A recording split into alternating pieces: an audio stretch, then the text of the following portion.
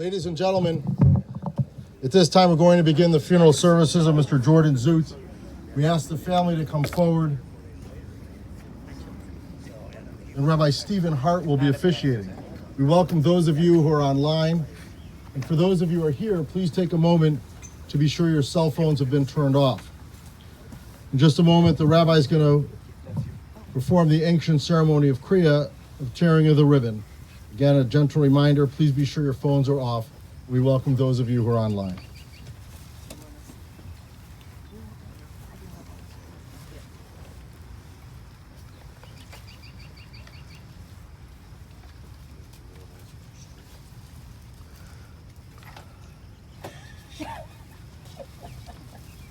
That's the smartest thing you've done all day, bud.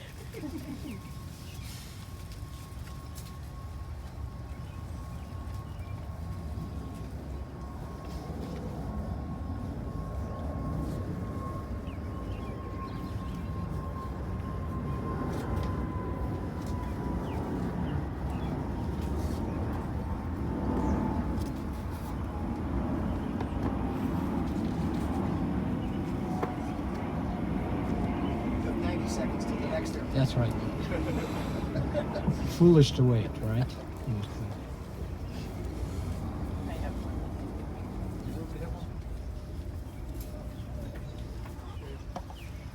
So my very dear friends,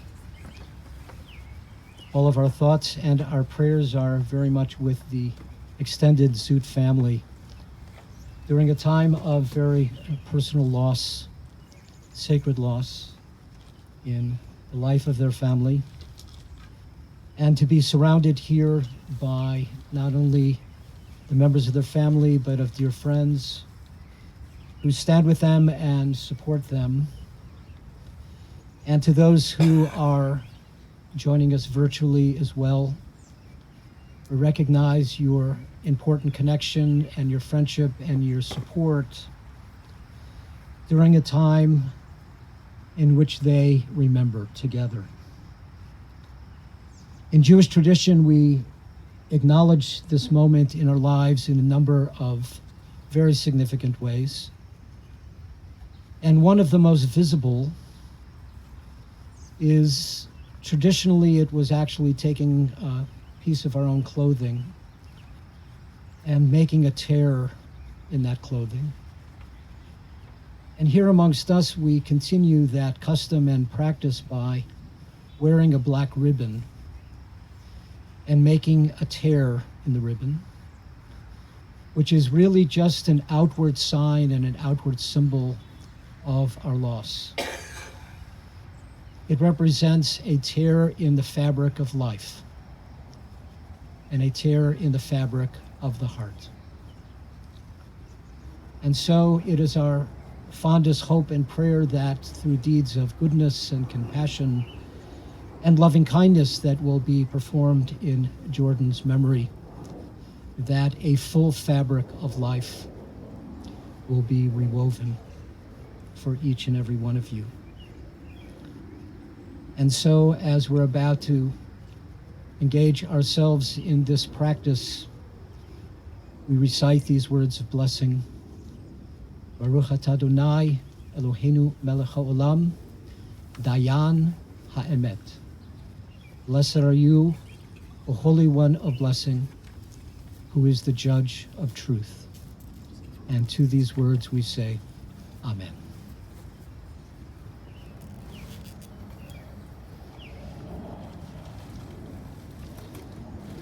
How very appropriate and fitting it is that we should begin this service of sacred and personal remembrance with the following very familiar words of the poet Alvin Fine.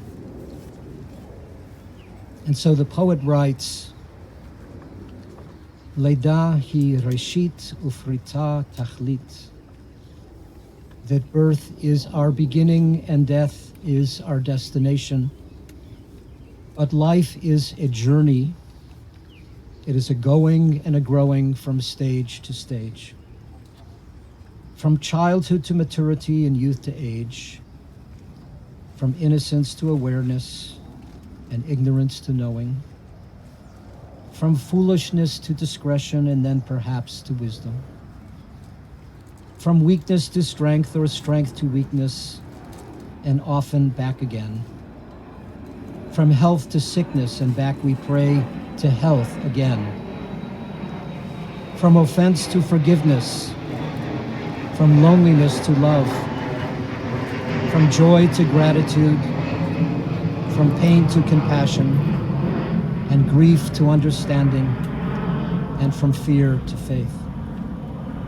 From defeat to defeat to defeat, until looking backward or ahead, we see that our victory lies not at some high place along the way, but in having made the journey. The journey, stage by stage, a sacred pilgrimage. Birth is a beginning and death is a destination. But each life is a journey, a sacred pilgrimage made stage by stage from birth to death to life everlasting. My very dear friends, we pause in this moment. Oops.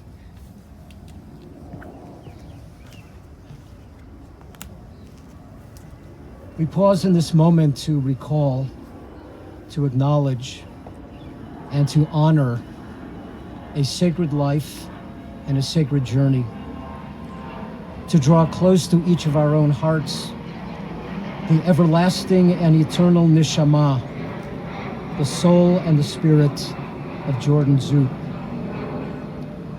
For amidst this moment of personal memory, we recognize and we affirm that God, who is the source of all life, has created each of us with a divine sense of uniqueness, with a special and distinctive spirit that ultimately must find its own personal path in life, with its own beginning, and yes, like each of us, its own end.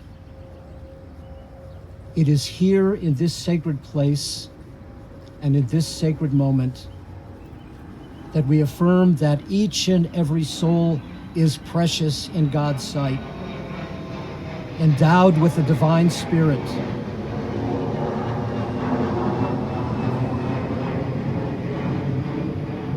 endowed with a divine spirit that transcends our own mortality and the many life challenges that each of us must ultimately face.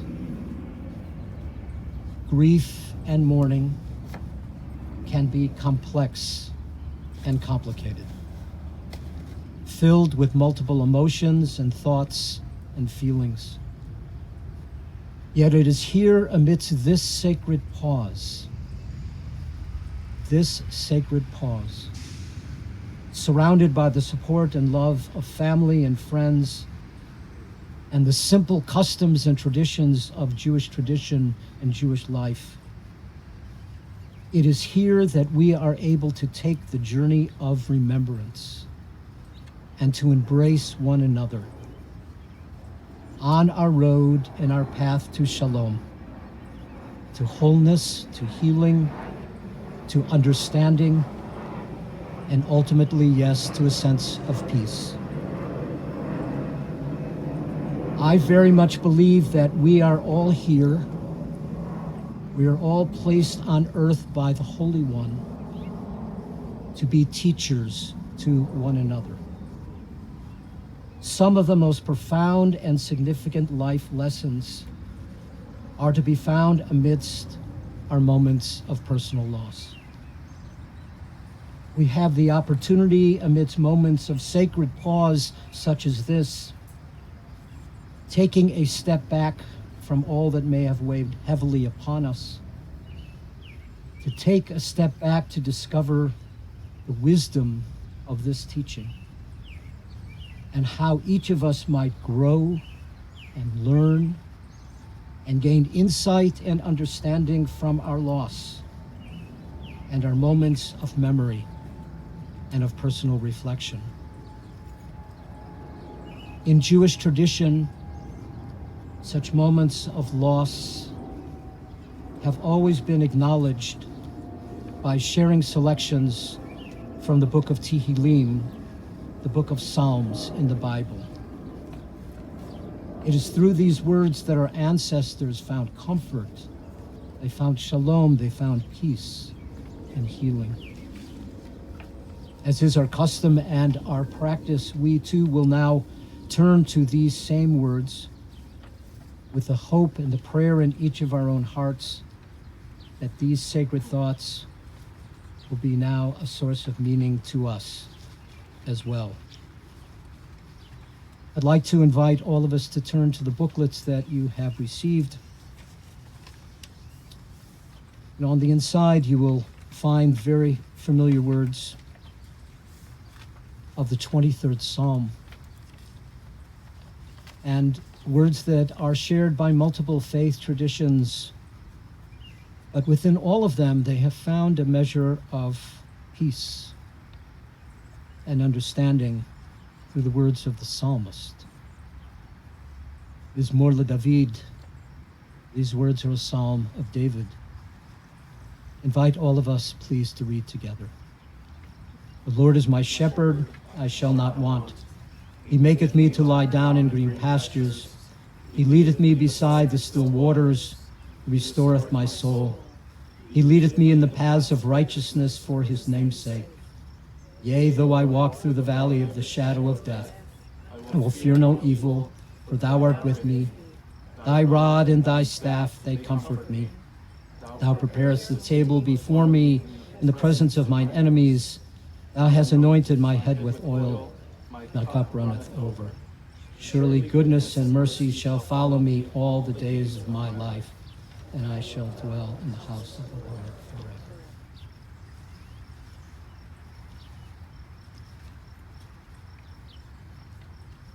Words of the psalmist continues to uplift us and to provide comfort.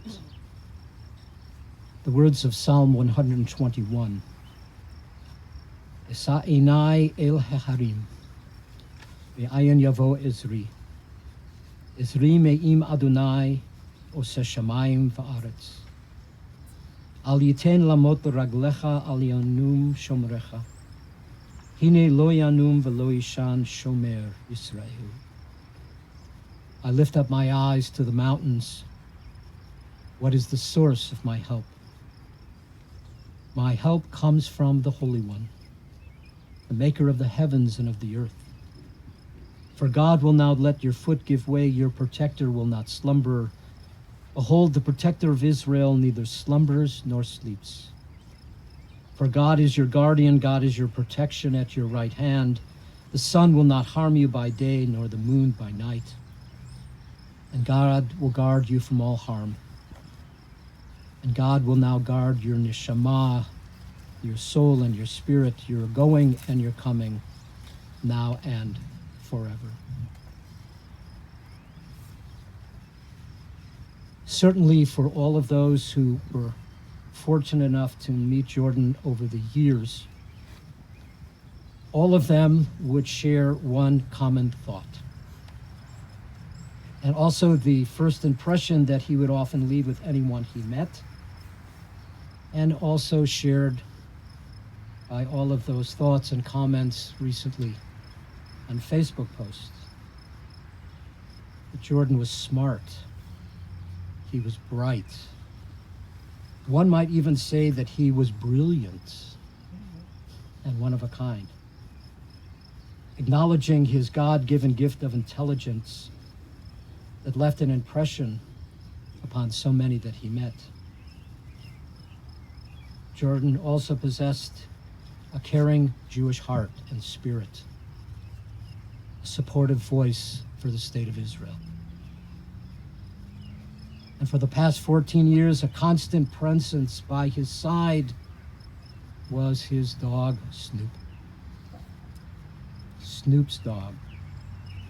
Snoop Dogg love for Jordan was in many ways unconditional, a source of friendship and companionship in his life.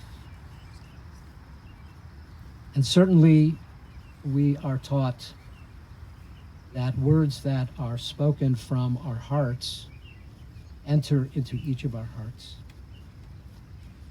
As in the spirit of that wonderful teaching that Ivan, I'd like to invite you please to share these words with us.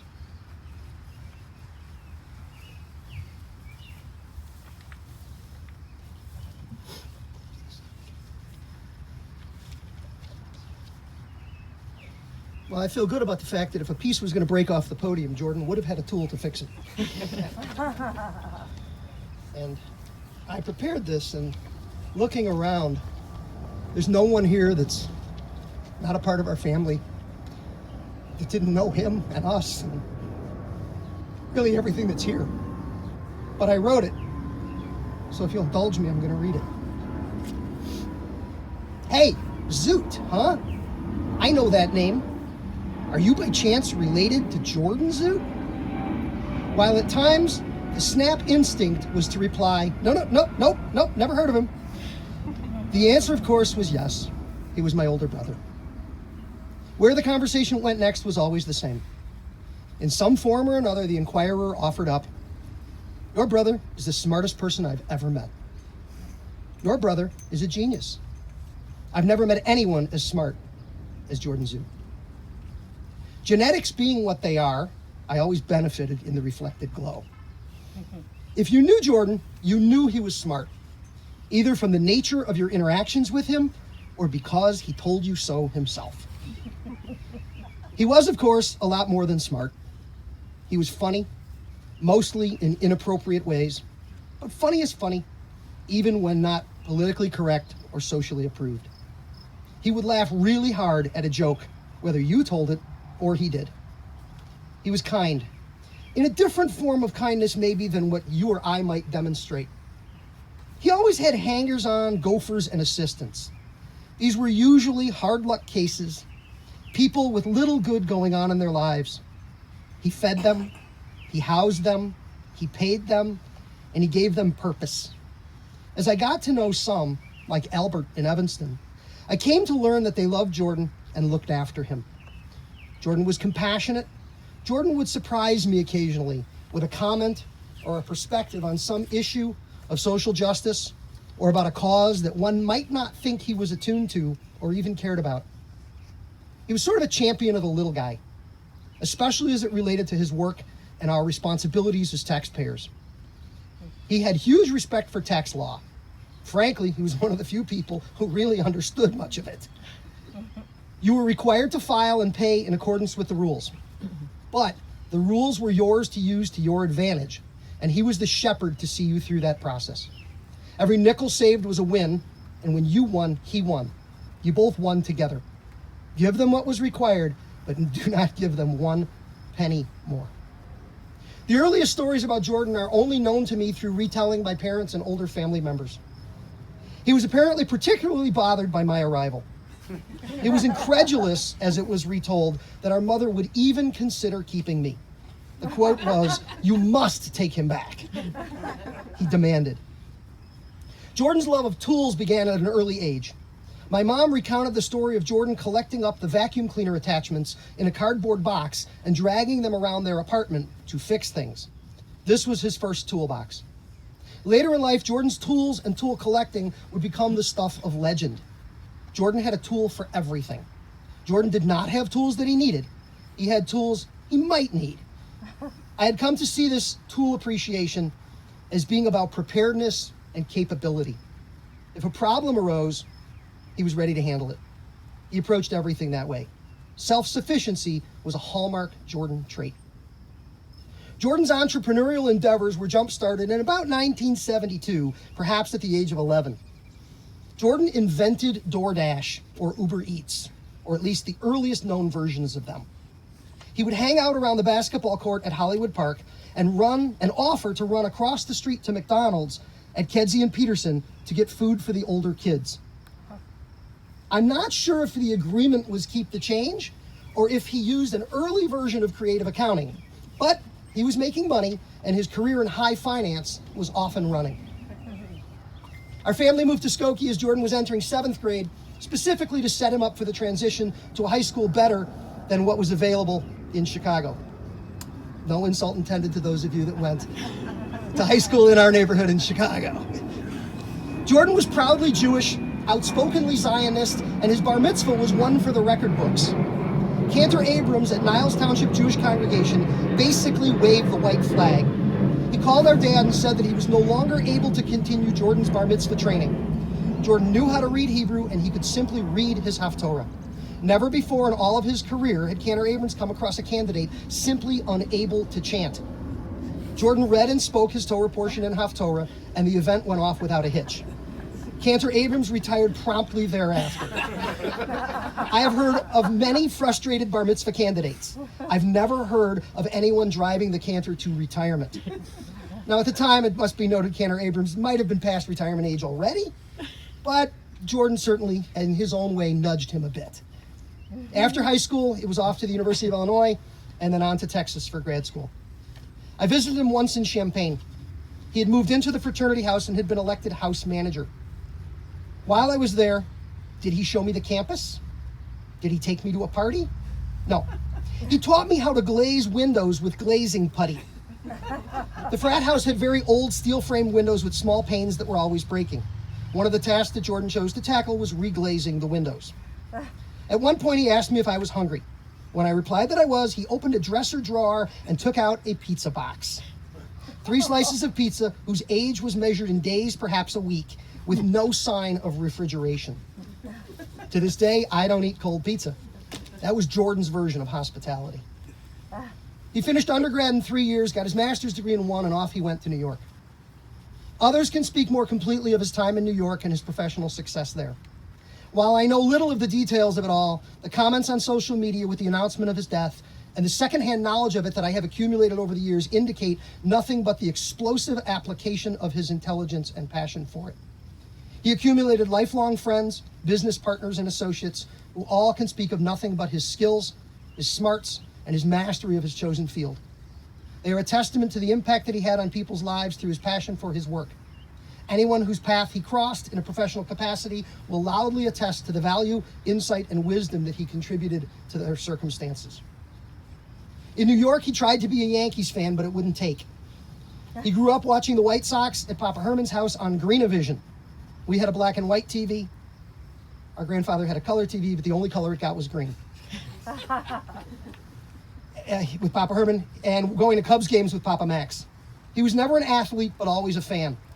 He worked at Turin and Evanston and built a world-class bicycle. He seldom rode it. It was more about the challenge of building it and the pride of owning it. Rollerblades were a conveyance he attempted to conquer. More than once, rollerblades brought him together with an orthopedist. Challenges with his arm and his wrist would plague him for the rest of his life. The story of Jordan is not complete without the story of Snoop. Snoop Dogg. His beloved whatever it was. No one knows for sure the pedigree, but Jordan had more than a few stories of Snoop's lineage. But no matter, Snoop was this man's best friend in the world. Austin and I visited Jordan a few days after Snoop came into Jordan's life. Snoop had huge feet and ears.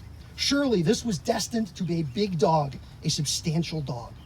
Jordan waxed on about the dog's coming size and impressiveness. About a year later, on a visit to Jordan's office, the dog was exactly the same size it was in the beginning. "What's wrong with the dog?" I asked.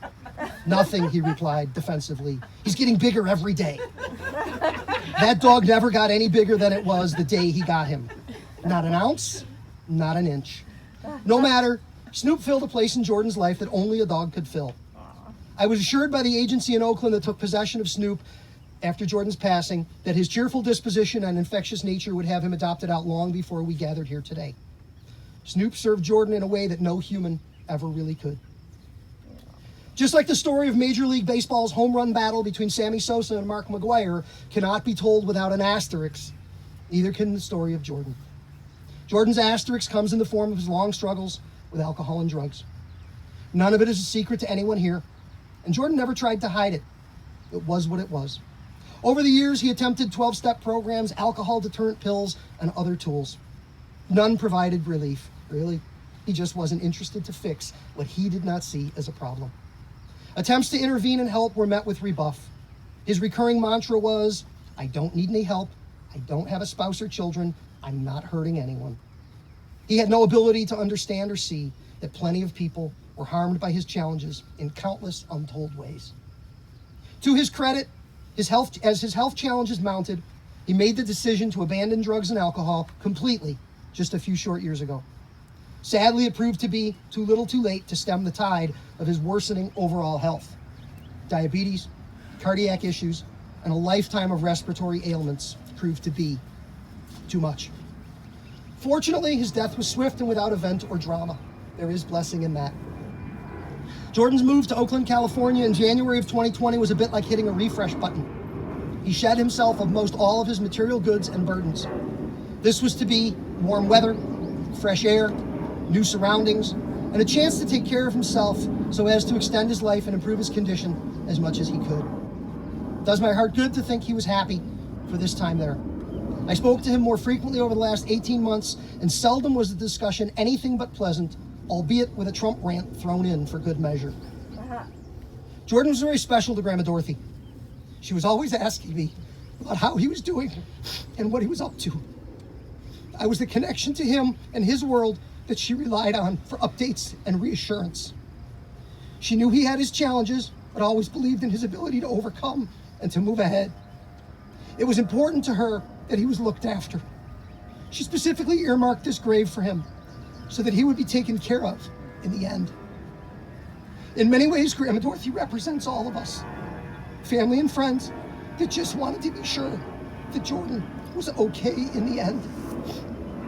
I frequently refer to the idea that everything will be okay in the end, and if it's not okay, well then, it's not the end. For Jordan, it is the end, and it's finally okay. Thank you.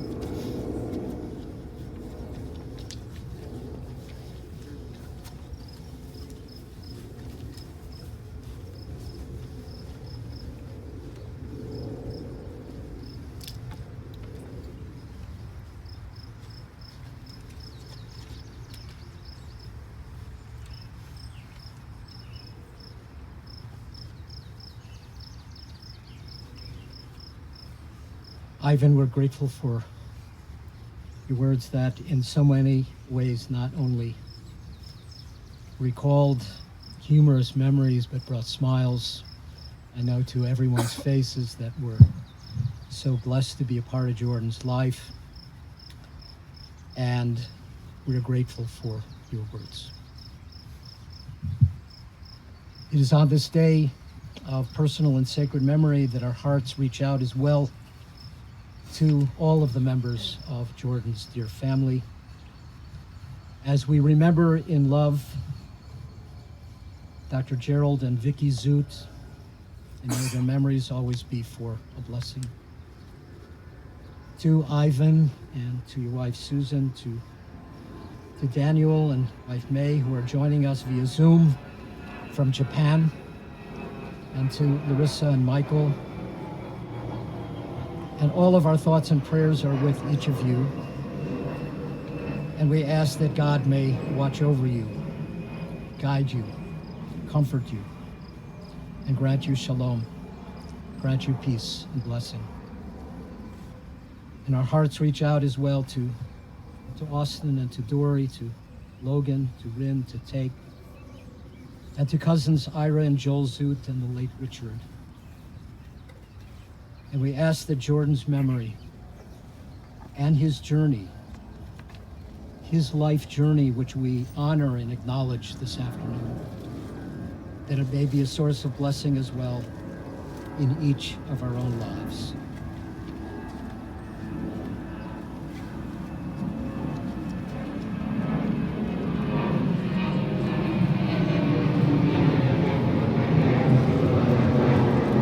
Rising of the sun and in its going down, we will always with love remember him.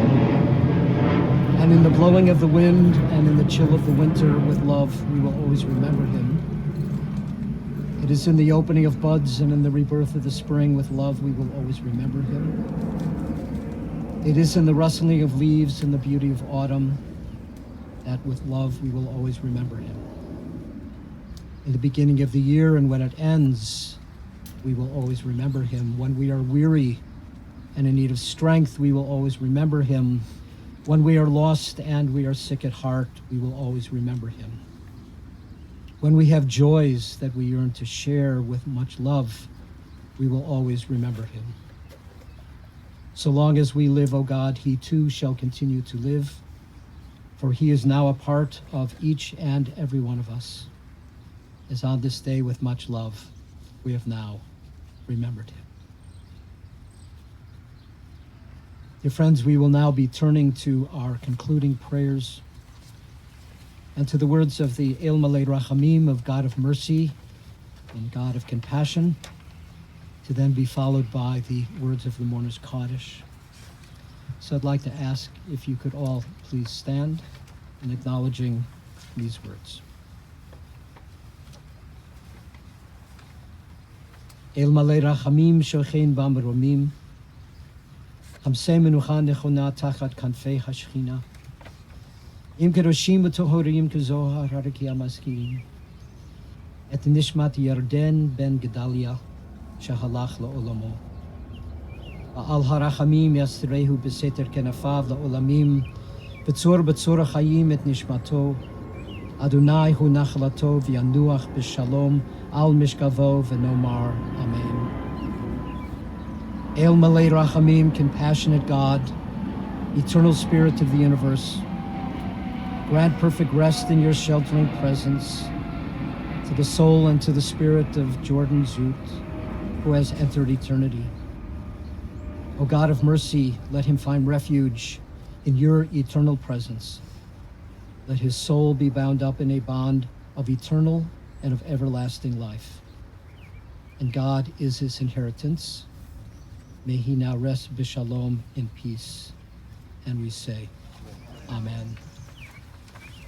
This will now all join together in the words of the mourner's Kaddish. Yitgadal v'yitgadash shemei Rabbah, v'yomad ivrach irutei v'yamlich malchutei, v'chayechon v'yomechon v'chayei l'chol beit Yisrael, v'agala u'vizman kariv v'meru. Amen. Yehei shmei Rabbah mivorach, leolam u'lalmei almaya, yitbarach v'yishtabach v'yitpa'ar v'yitramam v'yitnaseh, Yitadar v'yitaleh v'yitalal shmei dekudisha b'richu, le'elah min kol birchata v'shirata, tushbechata v'nechemata, da'amiran be'elma v'meru. Amen. Yehei shlama rabba min shemaya, v'chayim aleinu v'al kol Yisrael v'meru. Amen. Oseh shalom b'imromav, hu ya'aseh shalom, aleinu v'al kol Yisrael v'meru. Amen.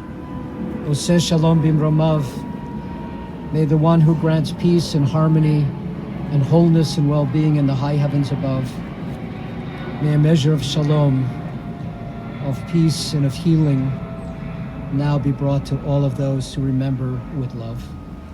As we say, Zecher Tzadik Livracha. May the good name and the memory and the spirit of Jordan Zoot ever be remembered amongst all of us for much goodness and for blessing. And to all these words we now say, Amen.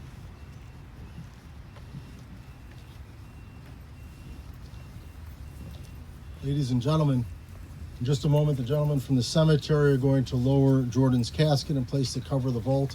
For those of you who wish to participate in the burial, you may come forward, place 3 measures of earth into the grave without handing, well, you can use the cup. I'm not sure if they're using shovels due to the pandemic, but we also have a spray for you, sanitizer for your hands after you touch anything.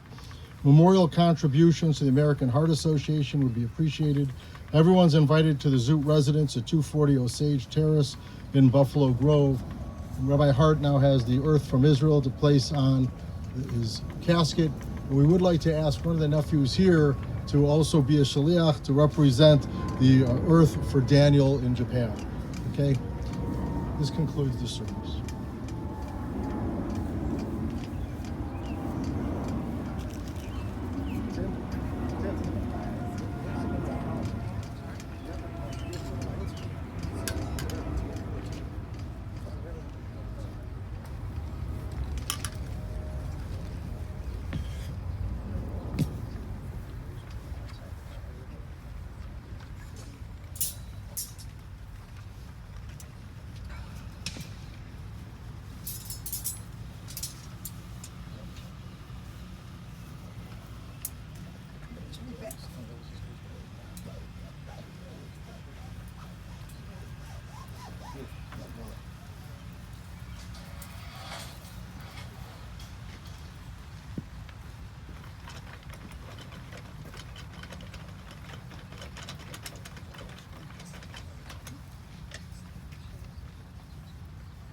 Folks, there's some water over here if you need it. There's water, there's cold towels. It's warm out there.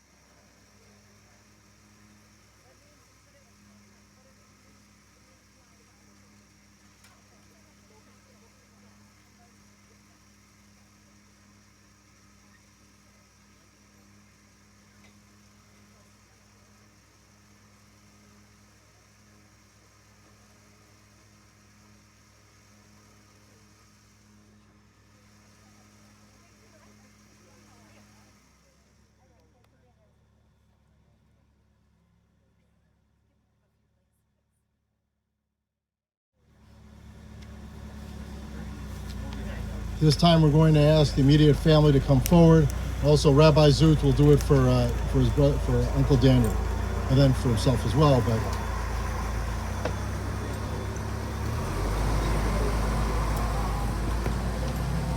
everyone else you can also use the other side of the mound.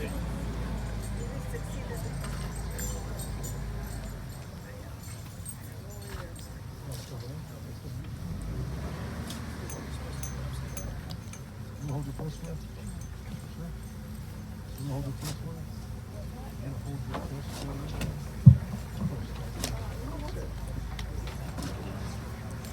You don't feel like to go in.